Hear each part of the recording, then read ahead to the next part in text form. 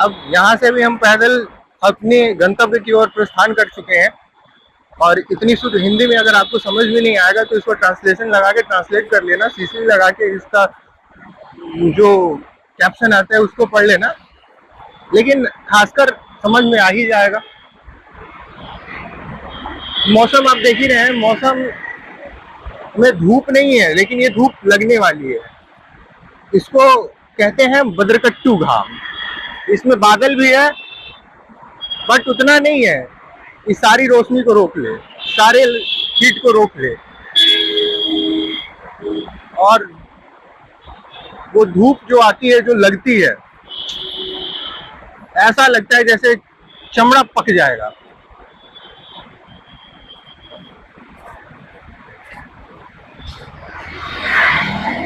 अभी आपको मैं एक पेड़ दिखाता हूँ, ये देखो, ये पेड़ है सफेदा का।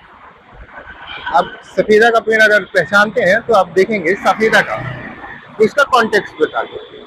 सफेदा हमारे देश के जो पेड़ों की जनरेशन है उनको खत्म करने के लिए इसको विदेशों से लाया गया।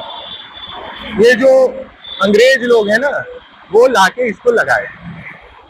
इसकी खासियत ये है कि ये बहुत जल्दी ग्रो करता है और बहुत जल्दी बड़ा हो जाता है।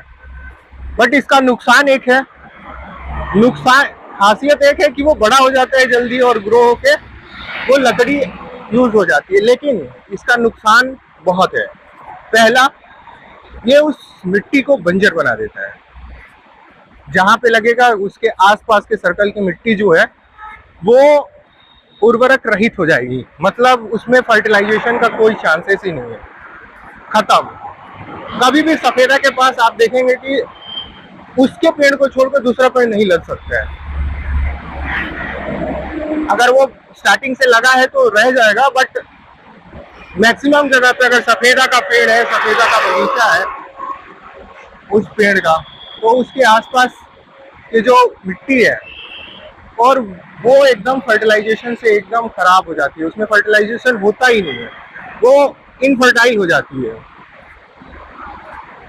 वो जो ग्राउंड लेवल वाटर है, इसकी जड़ें इतनी नीचे जाती हैं, इतनी जल्दी जाती हैं कि ग्राउंड लेवल वाटर को भी ये एकदम एब्जॉर्ब कर लेता है। मतलब जितना ज्यादा सफेदा उतना ग्राउंड लेवल को ये दोहन करेगा ही करेगा। इसके बाद हम आगे इसकी जो लकड़ी होती है, अब बात कर लेते हैं। लकड़ी तो मिलती है तो सिर्फ जलाने के काम आएंगी। इसका फर्नीचर बनाओ, इतना जल्दी टूटेगा। हाँ, इसका एक चीज बनता है वो है प्लाईवुड, क्योंकि प्लाईवुड के लिए एक लकड़ी की परत चाहिए होती है, पतली सी परत चाहिए होती है, जिसमें परत वाइज परत कोई केमिकल और बॉन्ड लगा के उसको चिपकाया जाता है। तो सिर्फ उसको बनाने में इसका काम आता है। इस लकड़ी का यूज सिर्फ उसको और जलाने के लिए काम आता है, और इसका कोई भी काम नहीं है। ना इससे फर्नीचर बनाए जा सकते हैं, ना इनसे डेकोरेटिव आइटम बनाए जा सकते हैं, क्योंकि वो लॉन्ग लास्टिंग होने चाहिए, और ये लॉन्ग लास्टिंग देगा नहीं। वो सिर्फ उसका प्लाईवुड बना के ही उसका कुछ थोड़ा बहुत यूज किया जा सकता है। बट इसके लिए हम अपने देश की मिट्टी को खराब करें, ऐसा नहीं होना चाहिए। तो मेरा अपील है सबसे कि आप इस तरह के पेड़ को बढ़ावा ना देके ऐसे अपने इंडियन जो ट्रीज हैं, जैसे ये देखिए, ये जो नीम का पेड़ है, ऐसे नीम लगने चाहिए। जब नीम का पौधा लगेगा, नीम के पेड़ लगेंगे तो हमें डबल बेनिफिट मिलेंगे। अगर नीम का पौधा है, मेडिसिनल यूज होगा उसका। नीम की सारी चीजें, नीम का फल, नीम की पत्तियां, नीम की डालियां, नीम का तेल, ये सारी चीजें यूज में होती हैं और इन सब का मेडिसिनल यूज है। नीम की गोंद, ये सारी चीजें जो नीम के पेड़ों से प्राप्त होती है उसका बहुत ही मेडिसिनल बेनिफिट है। और बात करें और भी कुछ पेड़ों की जो हम रोड के किनारे किनारे लगा सकते हैं। अभी देखो ट्रैफिक लगा हुआ है तो इसलिए ट्रैफिक खुला है, सॉरी, एक्चुअली ग्रीन लाइट हुआ है इस साइड का, तो हम यहाँ वेट करेंगे थोड़ी देर, इसके बाद हम आगे बढ़ेंगे। तो हाँ, बात कर रहे थे पेड़ों की। तो पेड़ों में नीम का पेड़ हमने बताया, नीम बहुत ही बढ़िया पेड़ है जो हमारे मस्त बेनिफिशियल भी है, जो कीड़े मकोड़ों को हमसे दूर रखता है, इंसेक्ट्स को हमसे दूर रखता है, जो छोटे छोटे अभी जिसे हम कहते हैं कि वायरस बैक्टीरियाज हैं, वो लग जाते हैं, हमें नुकसान पहुंचाते हैं हमारी बॉडी को, उनकी भी वो जो है, ये ओला की जो बाइक है ना, वो देख सकते हैं, ये ओला की बाइक है खड़ी है, उनसे हमारी रक्षा करता है।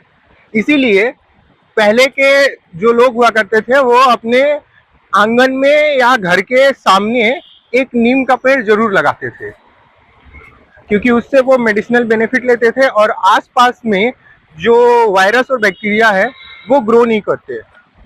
और भी एक चीज करते थे पहले के लोग, गाय के गोबर से घर को लिपते थे। उसमें दो टाइप के बेनिफिट होते थे। पहला, गाय के गोबर से घर को लिपने से वायरस और बैक्टीरिया के चांसेस 99% कम हो जाते हैं घर में बनने के। अब उस समय मिट्टी के घर हुआ करते थे, तो मिट्टी के घर में वायरस बैक्टीरिया होने के ज्यादा चांसेस होते थे। इसकी वजह से गाय के गोबर से उस घर की लिपाई पुताई होती थी, जिससे वो प्रोटेक्टेड रहता था। दूसरा बेनिफिट होता था कि वो जो रेडिएशन है, रेडिएशन को भी कम करता था। अभी जो सबसे ज्यादा ये रिसर्च में पाया गया है कि सबसे ज्यादा जो स्किन कैंसर हो रहे हैं वो सनलाइट के रेडिएशन की वजह से हो रहे थे, पहले नहीं हुआ करता था। क्यों? क्योंकि ये जो छोटे छोटे उपाय हैं, छोटे छोटे जो कार्य हैं जो हमारे घर के बड़े बुजुर्ग किया करते थे, जो हमारा ट्रेडिशन था, उन ट्रेडिशन की वजह से ये सारे बहुत हद तक मिनिमाइज हो जाते थे, या यूं कहें कि इतना होता ही नहीं था। और इसकी जिम्मेदारी भी हम ही लोग हैं, इसका जिम्मेदारी हमारे ऊपर ही है, क्योंकि हम ही ने।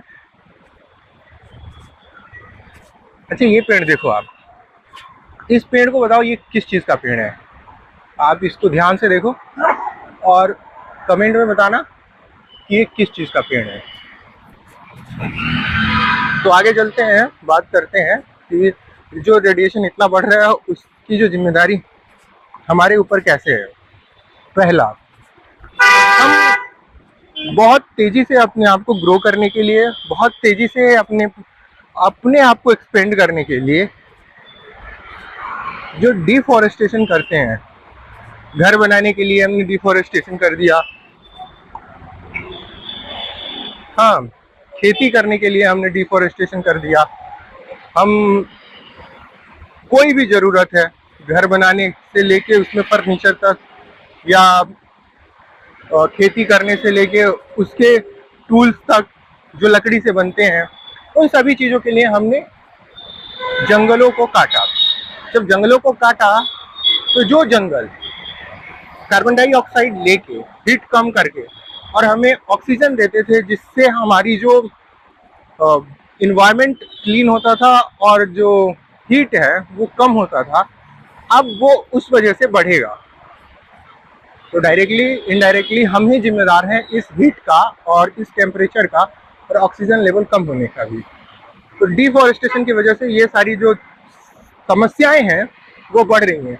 हमारे पूर्वज लोग कहते थे, जो हमारे एंसेस्टर थे, वो इसीलिए पेड़ों को पूजते थे कि वो उनकी कटाई ना हो सके और हमारा जो लाइवहुड है वो बचा रहे। बट आज की जो जनरेशन है वो अपना पॉकेट भरने के लिए अपने नेचर के साथ में खिलवाड़ कर रही है। उसको पैसा चाहिए, इतना पैसा चाहिए, अंधा पैसा चाहिए, ब्लैक मनी चाहिए, व्हाइट मनी चाहिए, ग्रीन मनी चाहिए, सब मनी चाहिए उसको। इसकी वजह से वो सारा का सारा जहां मिल जाए पेड़ों को काट रहे हैं, जहां मिल जाए पहाड़ों को काट रहे हैं, जमीन को खोद रहे हैं। वो कुछ भी ऐसा नहीं है जो नहीं कर रहे हैं। और सारे के सारे काम जो वो कर रहे हैं, सारे के सारे 95% इलीगल कर रहे हैं। क्योंकि लीगल कर रहे हैं तो ब्लैक मनी नहीं मिलेगा, उनको जितना चाहिए उनके पॉकेट में उतना नहीं आ पाएगा। इसलिए वो काम वो इलीगल तरीके से कर रहे हैं। अब इलीगल कर रहे हैं, इससे जो नुकसान होने वाला है वो नुकसान की भरपाई सबको करनी पड़ेगी। देखो, पैसा कमाने वाला एक है, पैसा कमा रहा है इलीगल तरीके से, जैसे माइनिंग कर सकता है, पत्थरों की माइनिंग कर रहा है, रॉ की ओर की माइनिंग कर रहा है। तो सारे जो इलीगल काम है उसको करने के बाद जो उसका इम्पैक्ट आएगा, वो उस इम्पैक्ट को हर किसी को झेलना पड़ेगा। ऐसा नहीं है कि जिन्होंने जो माइनिंग किया है सिर्फ वही लोग झेलेंगे, नहीं। उन्होंने पैसा कमाया, लेकिन झेलना सबको पड़ेगा। झेलना इन द सेंस कि उसका जो इम्पैक्ट है, जैसे ग्लोबल वार्मिंग बढ़ेगी, हाँ, मौसम अपने आप से मॉडिफाई होता रहेगा, अनसर्टेन मौसम होगा, बारिश के दिन में बारिश नहीं होगी और गर्मी के दिन में बरसात होने लगेगी, ठंड के दिन में गर्मी होगी। तो इस टाइप का जो क्लाइमेट चेंजेस हैं वो सारे होते रहेंगे, और इसका सबसे बड़ा रीज़न है हमारे जो नेचर है उसको छेड़ने का। जो नेचर छेड़ेगा यही हाल होगा उसका। और नेचर, देखो, नेचर बदला भी लेती है। अभी देखो हर जगह पे, आप देखो हर जगह पे, एक ऐसा देश है फ्रांस। फ्रांस में अभी देखो तापमान, कभी किसी ने सोचा नहीं था कि टेम्परेचर 45 तक जा सकता है, और आज जा रहा है। आज जा रहा है। कोई सोचा नहीं था थार में बाढ़ भी आ सकती है, बस आ जा रहा है। तो क्लाइमेट भी अपने अकॉर्डिंग उसका बदला ले रही है। अभी हमारे इस नॉर्मल से जगहों पर देखो, ओले पड़ते थे, मुश्किल से ठंड के मौसम में ओले पड़ते थे थोड़ा बहुत, लेकिन आज जब भी बारिश हो रही है तभी ओले पड़ने लग रहे हैं। अभी रबी की फसल जो कटी है, रबी की फसल में इतना नुकसान किसानों को हुआ है, किसकी वजह से? मौसम की मार की वजह से। मौसम से खिलवाड़ उन्होंने किया, और फिर मौसम ने उन लोगों के साथ खेल लिया। तो जब आप मौसम को, हमारी बस आ गई,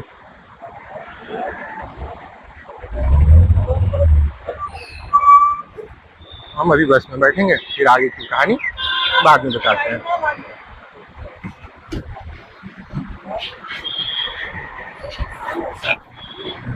अभी हम बस में बैठे, अब आगे हम अपने गंतव्य तक पहुंचने के बाद आपको बताएंगे आगे का कहानी।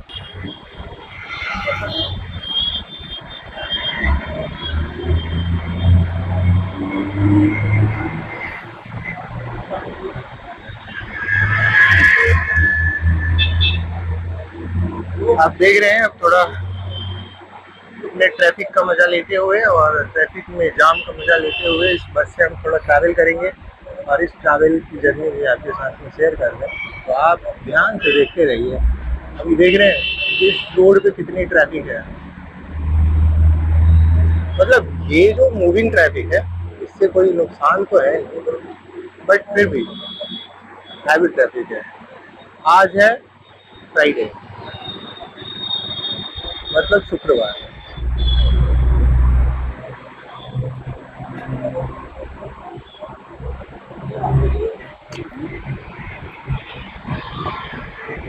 फ्राइडे से याद आया कि जो हम कैलेंडर यूज करते हैं उसमें फ्राइडे का, हिंदी में उसे शुक्रवार। पर सप्ताह में जो 7 दिन होते हैं, सोमवार से लेके रविवार तक, एक्चुअली आपने कभी सोचा है कि ये बेस किस चीज़ पे है? चलिए आज हम इसी के बारे में बात करते हैं। ये बेस है द मोशन ऑफ प्लैनेट। कोरा के अनुसार हर दिन ये सारे नक्षत्र एक दूसरे में शिफ्ट करते हैं। एक टाइम ड्यूरेशन होता है जिसे 45 मिनट का काल गणना के अनुसार इसका जो समय होता है वो तय होता है कि कब कौन से नक्षत्र के बाद आएगा। तो ये नक्षत्र शुरू होता है जैसे सोम, मंगल, बुध, पृथ्वी, गुरु, जैसे बृहस्पति, शुक्र, शनि, ऐसी। तो इन सातों ग्रहों के बाद जो शिफ्टिंग होती है, जो एक दूसरे में हर 24 घंटे में जो पहला नक्षत्र होता है, उसी के नाम पे हमारे वीक का नाम पड़ता है। जैसे सूर्य से स्टार्ट हुआ और अगला दिन जो 24 घंटे के बाद जो नक्षत्र आएगा वो होगा सूर्य चंद्र का। तो इसीलिए जो रविवार है उसके बाद सोमवार ही आता है। अब जो दिन स्टार्ट हुआ है चंद्र से, मतलब सोम से, उसके बाद उसके 24 घंटे में जो नक्षत्र आएगा वो होगा मंगल।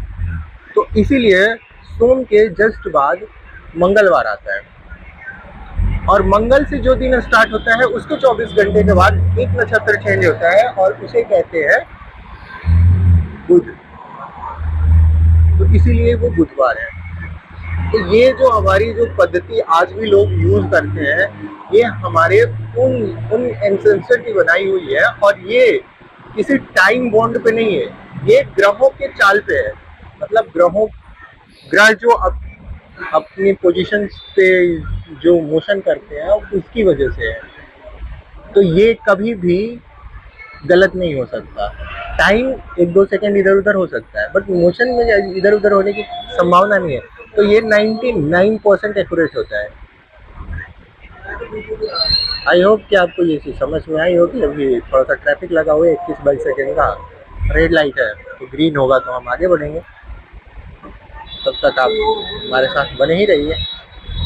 अब आगे चल के जो जो समझ में आएगा हम आपको बताते रहेंगे।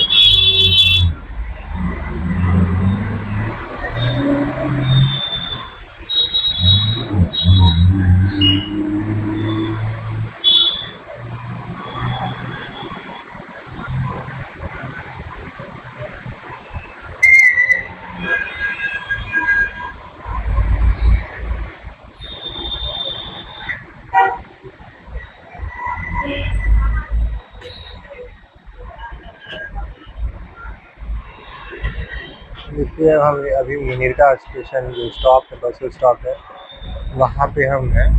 वहाँ से हम आगे की ओर प्रस्थान करते हैं, धीरे धीरे आगे बढ़ रहे हैं।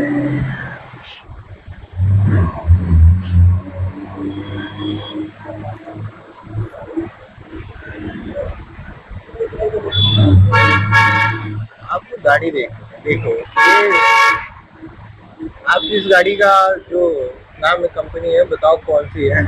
दोनों एक ही, एक विटारा है और एक ग्रैंड विटारा है। एक ब्रेजा है और एक ग्रैंड विटारा है। दोनों मारुति सुजुकी की गाड़ी थी। सॉरी, सुजुकी मारुति तो अलग हो गई। मारुति भाई इंडियन ब्रांड है, सुजुकी फॉरेन ब्रांड है। सुजुकी जापान की है, सुजुकी जापानीज कंपनी है, और मारुति अपनी इंडियन कंपनी है। होंडा जापानीज है, जापानीज है ना।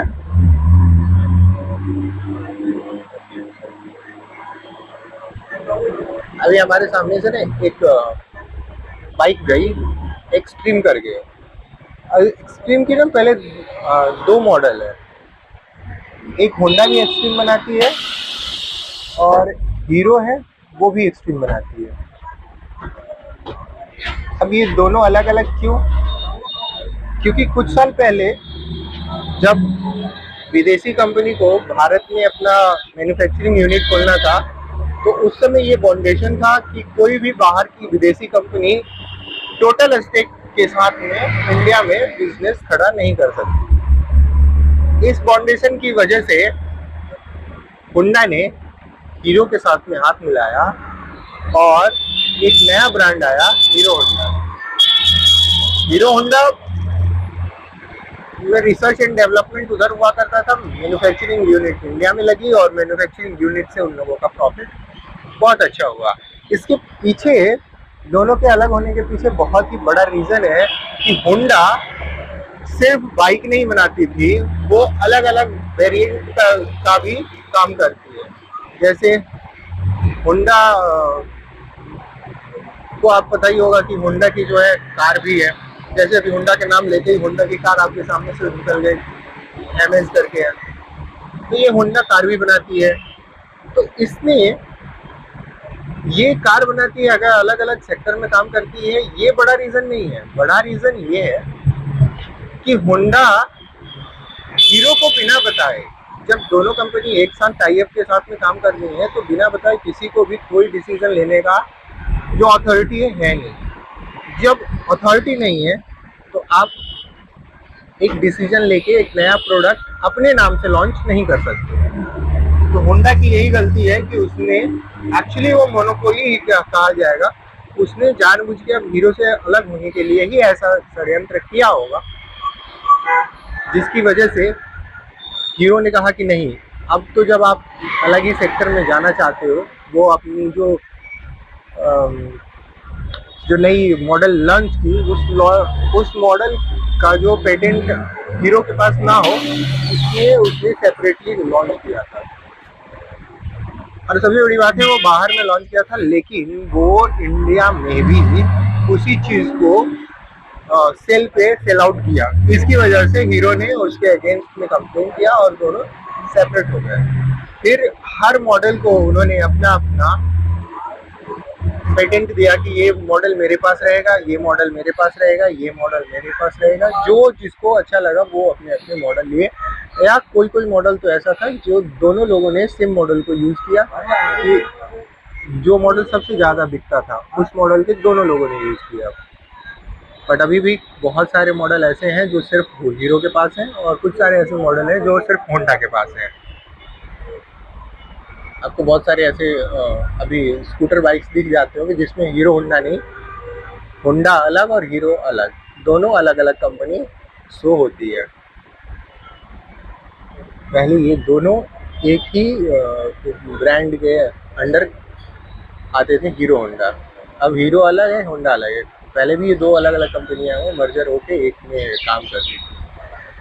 तो ऐसे ये दोनों सेपरेट हो गए। अब सेपरेट होने के बाद जो एक्सट्रीम है, एक्सट्रीम जिस बाइक की बात कर रहे थे, वो जो बाइक है उसका जो सिस्टम है, उसका जो लुक है, उसका जो मॉडल का टाइप है वो अलग है। अभी देखिए ये स्प्लेंडर प्लस है, ये हीरो की है।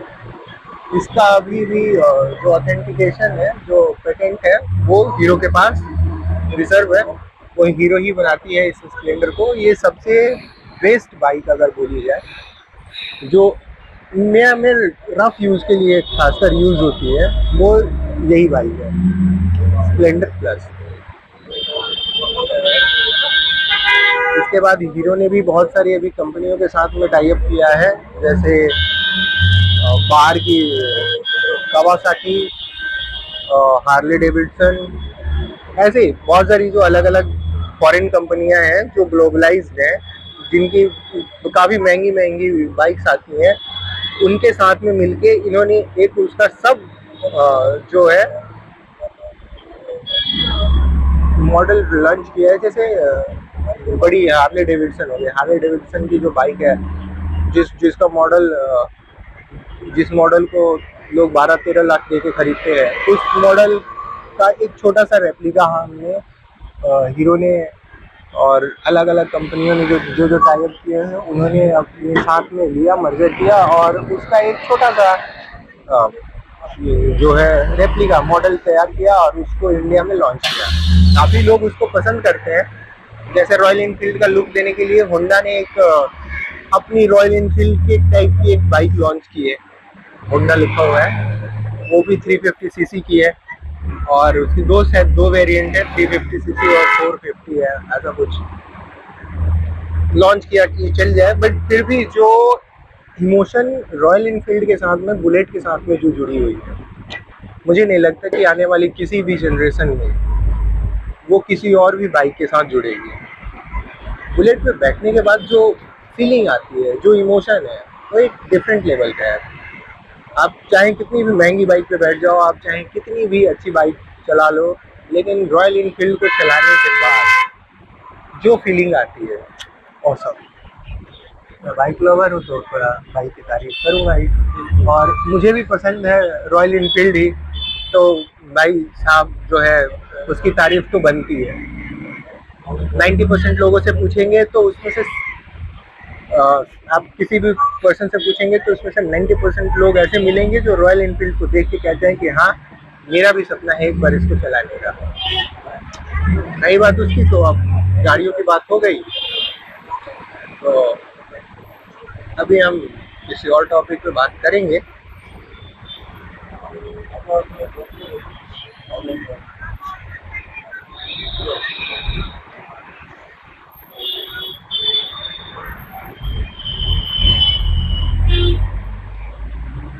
ये जो ऑफिसर ग्रेड के लोग हैं, जब मुझे गाड़ी में बैठे हुए दिखते हैं और फोन पे बातें करते हुए, तो मुझे उनको गाली देने का मन करता है।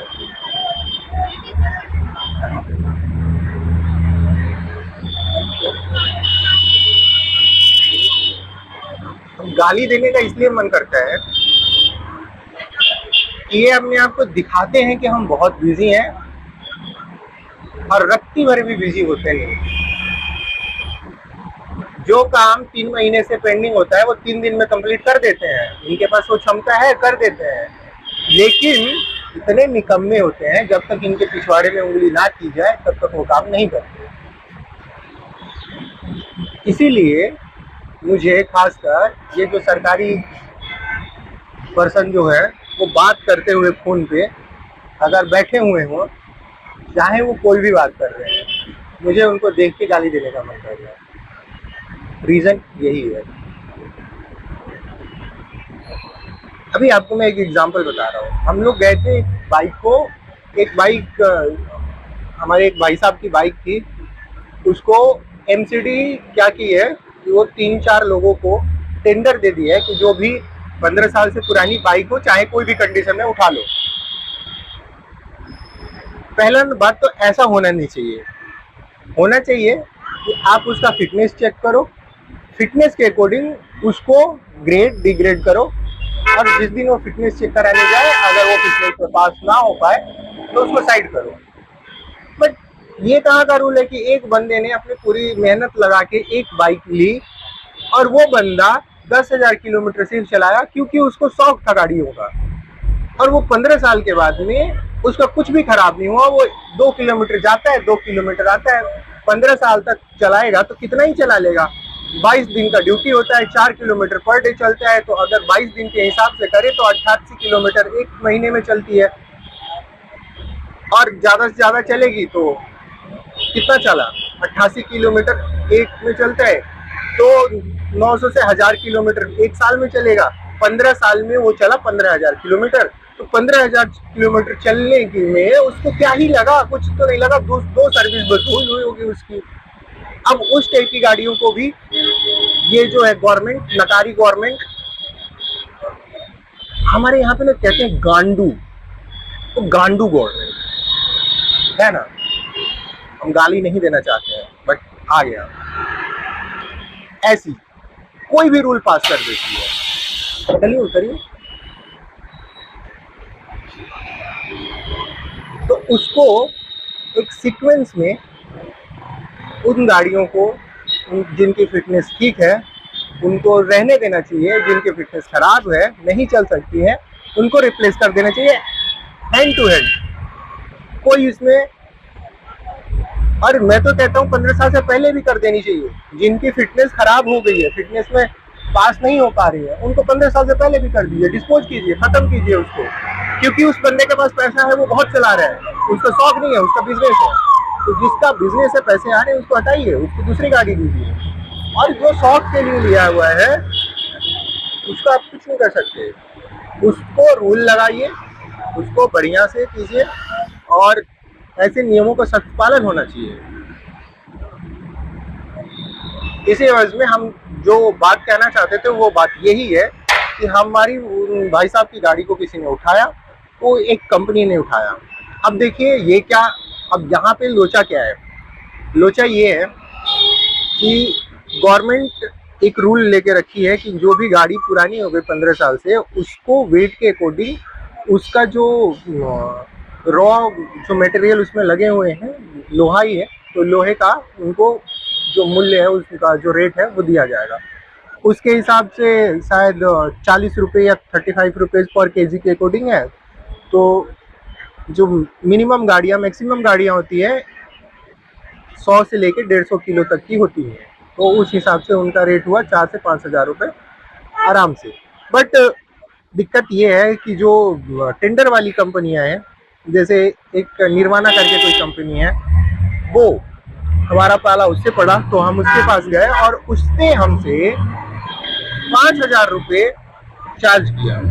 5,000 रुपये चार्ज क्या किया? 5,000 चार्ज किया इस बात का कि हमने आपकी गाड़ी उठाई। बोला हाँ जी उठाई। तो हमने गाड़ी जो उठाई तो उसका क्रेन चार्ज भी आपसे लेंगे, क्योंकि आप गाड़ी छुड़वाना चाहते हैं। गाड़ी छुड़ाने के समय फाइन लिया, तो एमसीडी ने फाइन लिया 5,000, हमने पे किया। लेकिन 5,000 रुपये उन एमसीडी के बाद भी वो निर्वाणा जो कंपनी है, जो टेंडर कंपनी है, उसने लिया। किस बात का लिया भाई? तो पहली बात तो ये है कि उसने लिया कि आपकी जो गाड़ी उठाई उसके 1,500 रुपये चार्ज होते हैं क्रेन चार्ज। बोले बिल्कुल बढ़िया, ले लिए। फिर बोला कि हर गाड़ियों को जो पार्किंग चार्ज है वो हम लेते हैं 200 रुपये पर डे के। बोले ठीक है भाई साहब, ये भी ले लीजिए। फिर इसके बाद बोलते नहीं, अब 200 नहीं 400 रुपये पर डे के होंगे एक सप्ताह बाद। अब सोचिए, एक दिन के गाड़ी का चार्ज 400 रुपये है, पार्किंग चार्ज। अगर कोई बंदा है, कोई ऐसा बंदा है जिसकी गाड़ी उठा लिए, वो गया लेने के लिए, तो ये जो दूसरी कंपनियां हैं वो उस बंदे को लूट ले रही हैं। मतलब वो बंदा 10,000 खर्च करके तब जाके वो गाड़ी छुड़ा के लेके आएगा। तो ये सीधी सी बात है, ये हो रही है दलाली, मतलब कमीशन खाया जा रहा है। और ये कमीशन खाने वाले गवर्नमेंट के वही लोग हैं जो वो फ़ोन पे बात, मुझे वो लगा ना कि फ़ोन पे बात करने वाले को गाली देने का मन करता है, इसीलिए देने को मन करता है। अब वो कमीशन खा रहे हैं, उससे उनका पेट नहीं भरता है, तो जो सामने बंदा आता है उसको 7 दिन दौड़ाते हैं।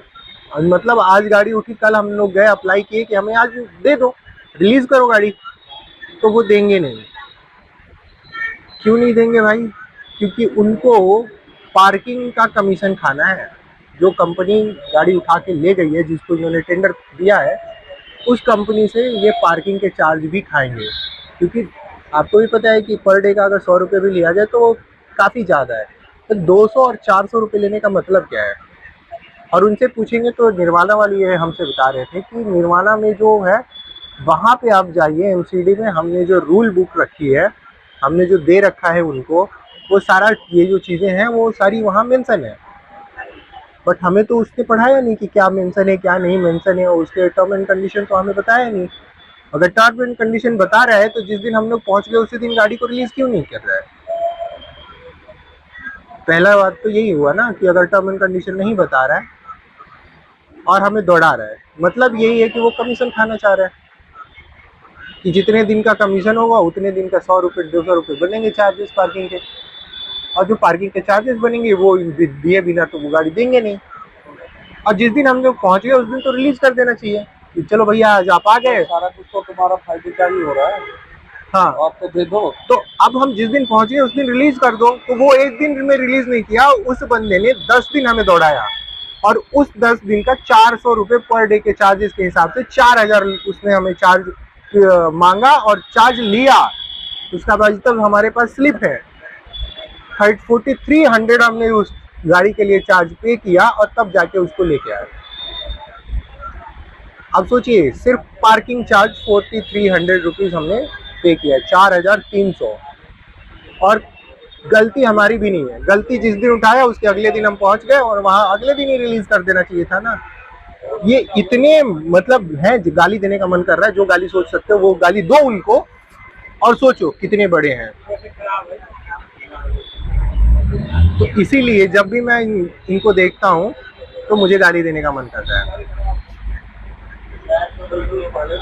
दूसरी बात ये है कि जिस काम के लिए वो होल्ड करना चाह रहे थे, हमने थोड़ा सा स्ट्रिक्टनेस दिखाई तो 1 घंटे के अंदर हमें वही कागज करके दे दिया और उसी कागज के लिए वो हमसे 1 सप्ताह से दौड़ा रहा था। जब उसको बोला गया कि हम करवाते हैं कहीं से कॉल, तुम अगर नहीं दोगे तो हम ठीक है, हम अपने अकॉर्डिंग देखते हैं, कंज्यूमर कोर्ट वगैरह देखते हैं, MPMLA को बात करते हैं। तो विद इन आवर तुमको परमिशन मिल गया और तुमने वो चीजें हमें रिलीज कर दी उसी दिन, हैंड टू हैंड दे दिया, जब हम इतने कड़क हुए। नहीं तो उस दिन भी हमें 4 घंटे से बैठा के रखा, बोल रहा था कि नहीं दे सकते, नहीं दे सकते, नहीं दे सकते। और जब हमने एक्शन उस पर लिया, हमने थोड़ी सी स्ट्रिक्ट एक्शन लिया, तो इसके बाद वो उसी समय आधे घंटे के अंदर हमें पेपर रिलीज करके दे दिया कि ले जाइए, जाइए, हो जाएगा आपका काम। इतने बड़े सीन है, इसीलिए इन लोगों को देख के ना मेरा मन करता है कि इनका सर फोड़ दे, इनको खूब गाली दे, इनको जूते की माला पहनाए फटे हुए चप्पलों से, क्योंकि सही चप्पलों की औकात नहीं है इनकी पहनने की माला। इसीलिए हम इतने इन लोगों के खिलाफ। एक तरफ ये नेक्सस है। हाँ, ये नेक्सस है। हॉस्पिटल में जो वहाँ काम कर रहा है उसका, जो कंपनी को टेंडर मिला है, जो कंपनी टेंडर ली है उससे ये पैसा खाते हैं, इसीलिए वो जो भी मर्जी जो भी करती है। और ये उसको बात का डर नहीं है कि मेरे साथ क्या हो सकता है। हाँ, उसको इस बात का बिल्कुल भी डर नहीं है। वो ओपनली बोल रही है, वो जो लेडीज वहां बैठी हुई है वो ओपनली हमें बता रही है कि आपको जो करना है कर लीजिए, हमने इस चीज को ऑन रिटन दे रखा है MCD में कि हम ऐसा ही करेंगे। तो जब ऑन रिटन दे रखा है, MCD वाले को ये पता है कि वो ऐसा करेंगे, तो जिस दिन लोग जाते हैं, हर किसी के पास तो उतना पैसा होता नहीं है ना कि जो मर्जी वो दे दें। हर कोई इतना तो काबिल होता नहीं है, हर किसी के पास इतना तो पैसा नहीं है, ना टाइम है।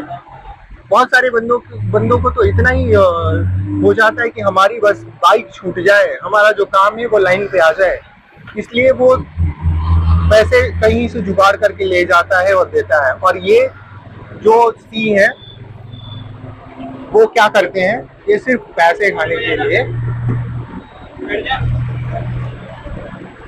आगे बढ़ते जाएंगे।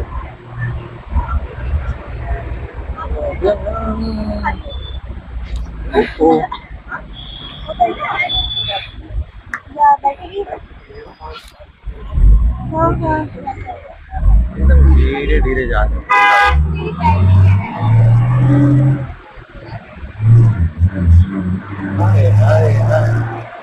आइए देखिए,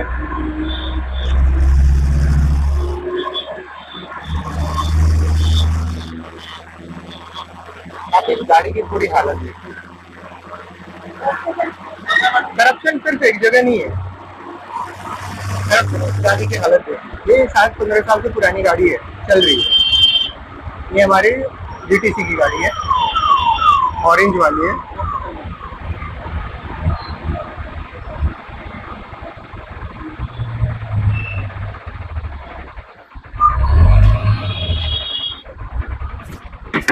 तो भाई साहब रुक जाइए थोड़ा, धक्का मार रहे हैं। आपने मारा वो प्रभु।